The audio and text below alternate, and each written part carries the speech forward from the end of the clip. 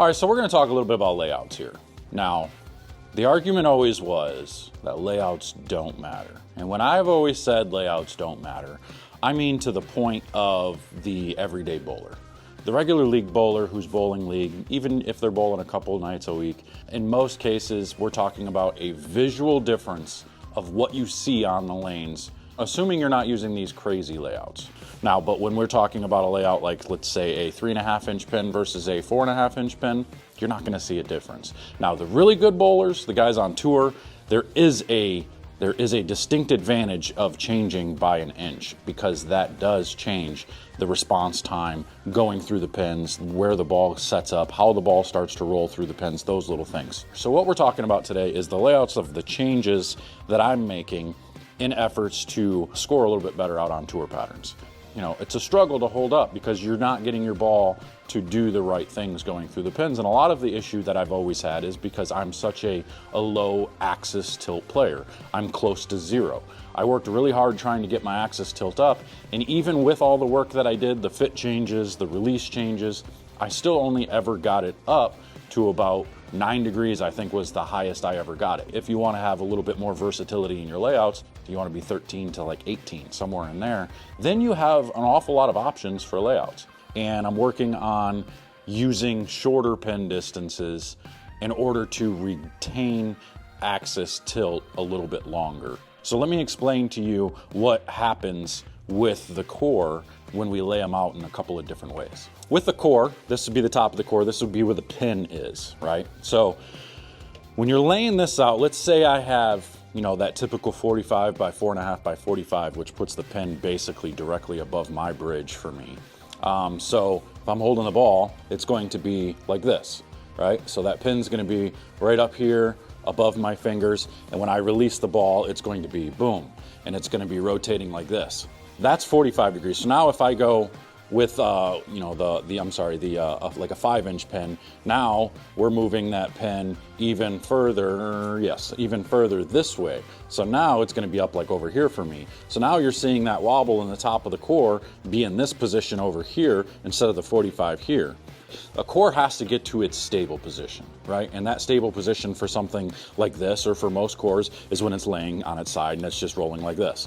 What I need to do is I need to actually start the core in these positions where it's over here, and it can't just fall off. It retains this axis rotation and doesn't fall off the cliff. So let me show you what we actually have to do. All right, so here we have the new 3D offset Assault. It is a big ASIM core, big differential. Because of the differential, because of the flare potential, I have to use numbers to get it to flare less. So what I actually have to do is I have to use bigger third angles so I can bring the pin down and make it over here. So now the bow tie gets moved down away from the thumb. So it's still gonna flare, maybe flare a little bit less, but it's gonna be moved away from the thumb. And now with that lower third angle, it makes it a little bit quote unquote slower response to the friction, so it doesn't fall off that cliff either. All right, so what we're gonna do is we draw that straight line through the pin to the mass bias, right?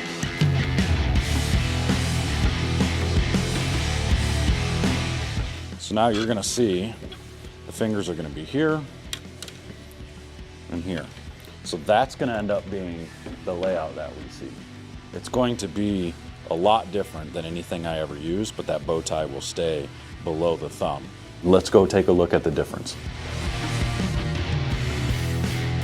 All right, so now we've got a fresh 44-foot PBA version 1 pattern out here, and I want to show you the two bowling balls that we've got. The Effector, this is my 5-inch pin Effector. We also have my 2.5-inch pin Effector. You can see where the pin in CG is there. Now, the reason for being able to go pin up as high as I am with this is because it's a lower flaring bowling ball.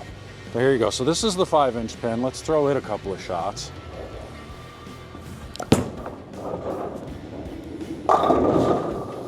You can see how far down the lane it gets, and it waits until the very last moment to really make its motion. Anyway, we'll try, just because, to throw the 2.5-inch pin one. See if we notice a difference in motion. You You see how much overall strength you see there, how much earlier that ball makes its motion, and how much more continuous.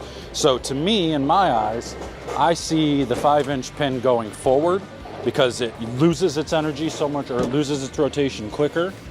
And I see the 2.5-inch pin actually lose its rotation more gradual, but overall be stronger. So now, if my theory is correct, this ball shouldn't hit the thumb and should still flare pretty good, but this is that 3D offset. You can see the pin is much lower. Try and stand in the same spot.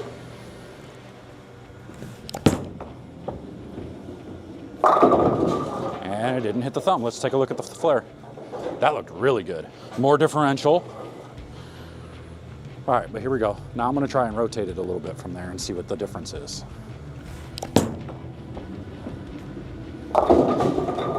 Rolling 2 pins is the difference, baby.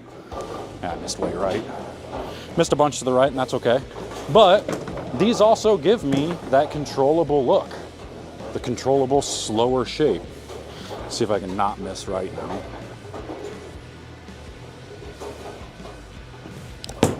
There you go. Yeah, so see, so now more rotation gets that to really continue and really get going.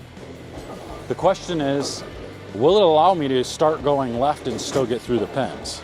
So now from here, if I move 3 and still really rotate it, 3 and 2, let's see if that's enough.